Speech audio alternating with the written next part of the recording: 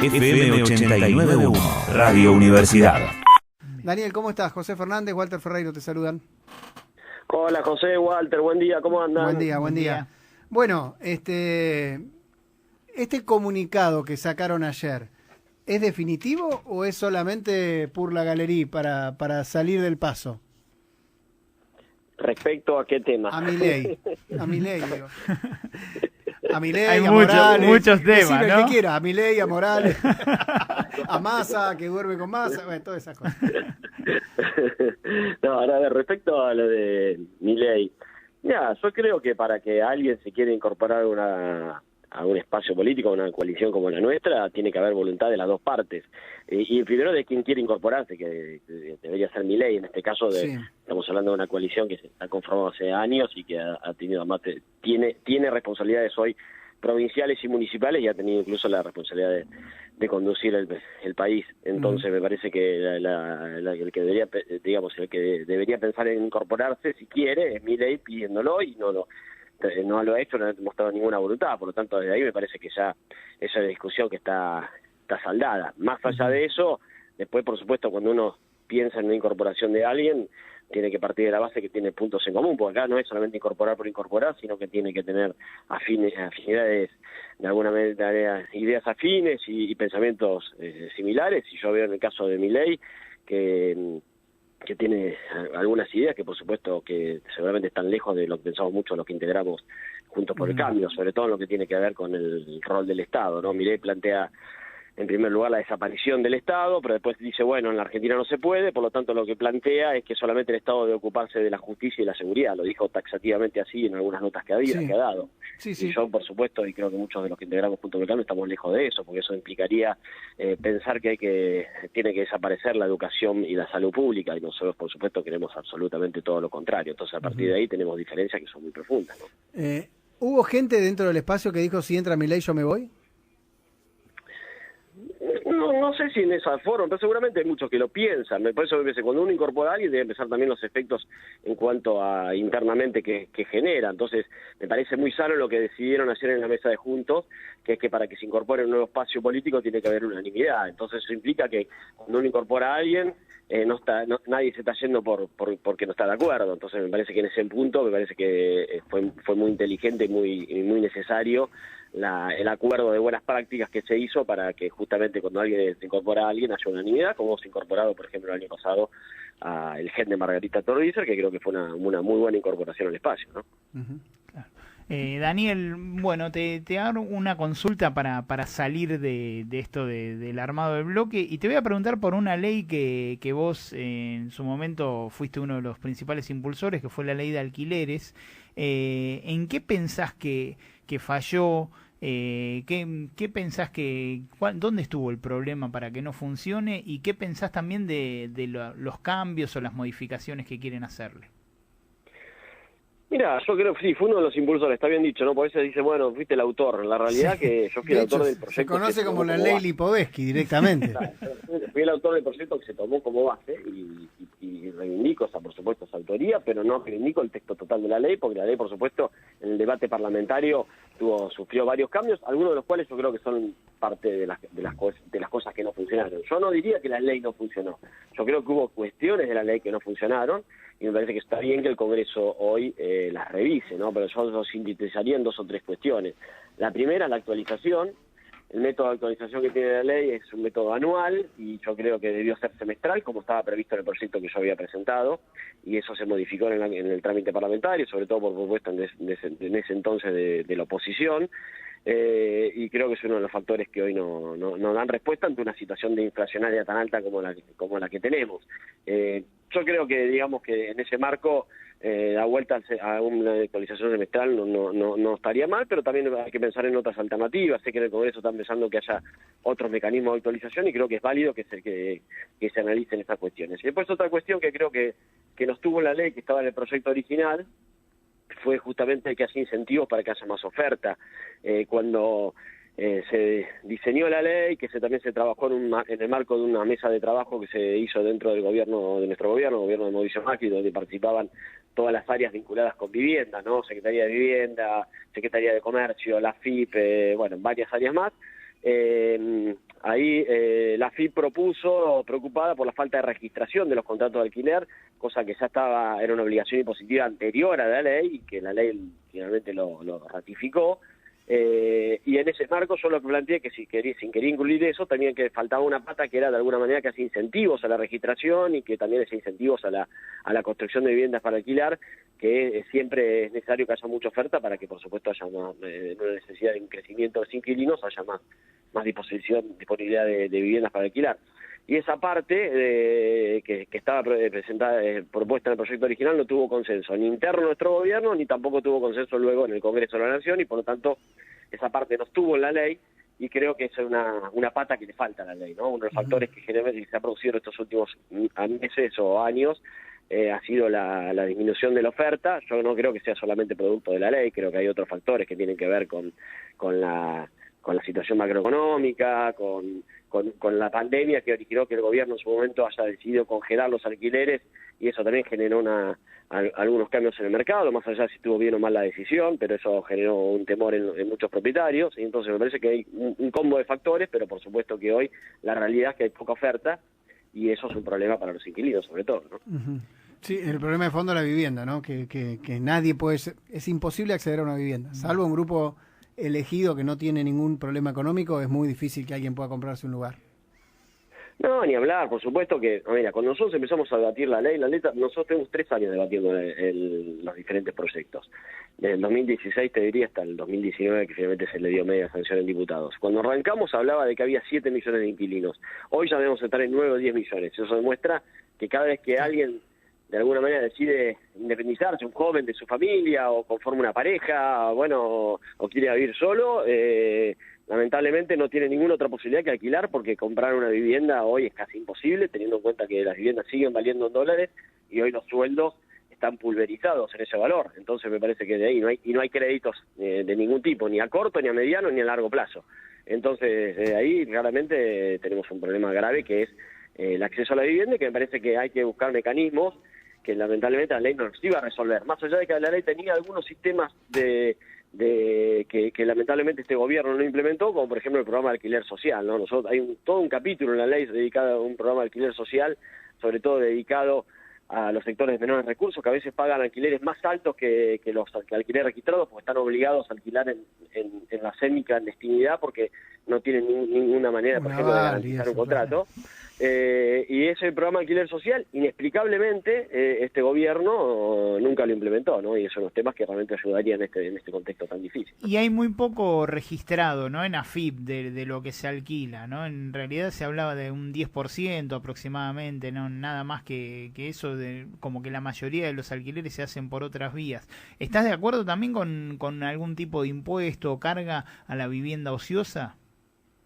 No, yo creo, sí, no hay registración, claramente es muy baja, para eso yo creo que hay que ir por el camino del incentivo, no con más impuestos. Parece que en la Argentina la presión impositiva es muy alta. Yo creo que hay que ir por el lado del incentivo y de la promoción, y no de más impuestos.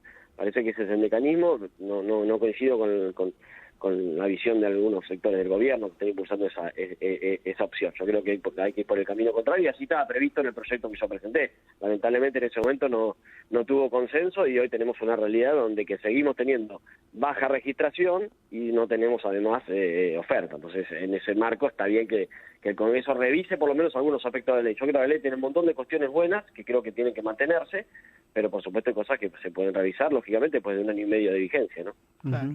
¿Cómo ves la situación en general del país, de la provincia de Buenos Aires, y bueno, si ya se empieza a hablar de lo que va a ser el año que viene electoral, o todavía falta mucho? ¿Cómo lo ves? No, yo lo veo muy complicada, ¿no? Mi ciudad, La Plata, yo la recorro todos los días, la camino, hablo con los vecinos, todos los días salgo, trato de estar lo menos posible en mi oficina y estoy siempre en la calle y hablo con la gente, y veo una enorme preocupación de la gente en 2 aspectos principalmente. Uno, la inseguridad. Tenemos una inseguridad inédita, por lo menos en nuestra ciudad, realmente de niveles nunca vistos. La gente vive encerrada en condiciones realmente tremendas, y estoy hablando de todos los niveles socioeconómicos, no solamente los sectores de clase media, sino también hasta con los barrios populares.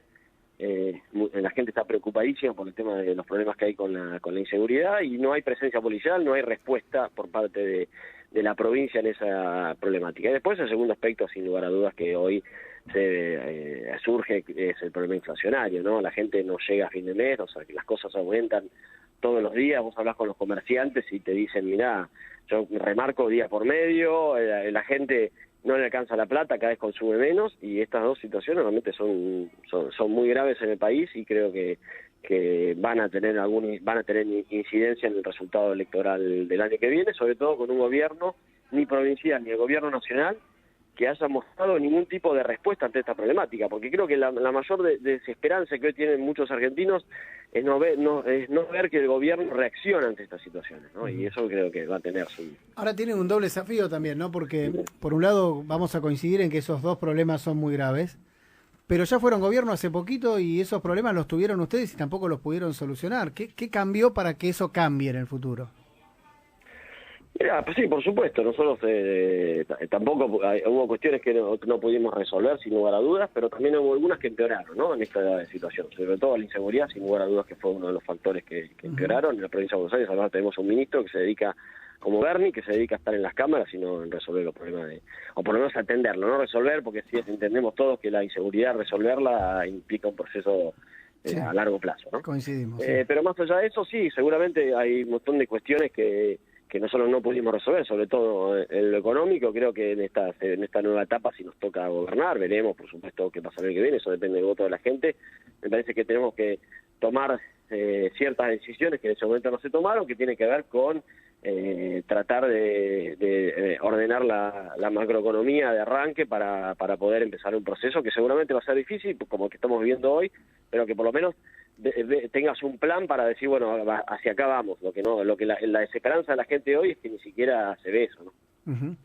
Creo que lo ven los propios muchos integrantes de la coalición de gobierno, ¿no? Que critican al ministro de Economía justamente porque no se ve un plan. Esta es la realidad. Volviendo un poco a la reunión, ¿no? A lo que hubo ayer, de lo que se trató y demás, hay como posiciones muy encontradas. Uno ve que hay mucho, digamos, hay un debate que también, así como vos decías lo del gobierno, que está claro que Cristina y Alberto tienen dos posiciones totalmente diferentes en un montón de casos y que se tiran piedras entre ellos. Me da la sensación que pasa algo similar entre ustedes, ¿no? Digo, porque si en esa reunión Morales desconfía de Macri desconfía de Morales, digo, están entrando en esa misma, digamos, en ese mismo camino, ¿no? En ese mismo sendero. Mira, yo creo que la diferencia es que nosotros tenemos una mesa donde podemos debatir eso. Me parece que esto es lo que le falta al gobierno, ¿no? Un lugar donde puedas debatir internamente las cuestiones y puedas resolverlas, e incluso hablarlas a cara de perro, como podría decirse en criollo. Y me parece que eso es lo que hoy le falta al gobierno, ¿no? Un gobierno fracturado y que no tiene lugar de debate para tratar de buscar un consenso en las decisiones. En las coaliciones políticas en Argentina, que no estamos muy acostumbrados a eso, pero es la realidad que hoy vivimos. Tenemos dos grandes coaliciones políticas, una oficialista y una opositora.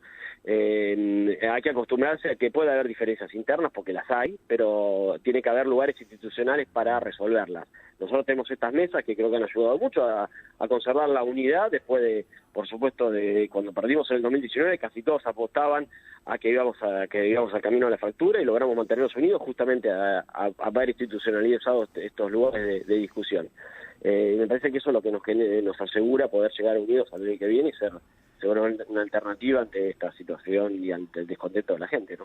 ¿Qué candidato tenés, Daniel, vos, a presidente dentro del espacio y a gobernador? No digo que sea el elegido, pero ¿quién te parece que podría representar mejor lo que significa Juntos?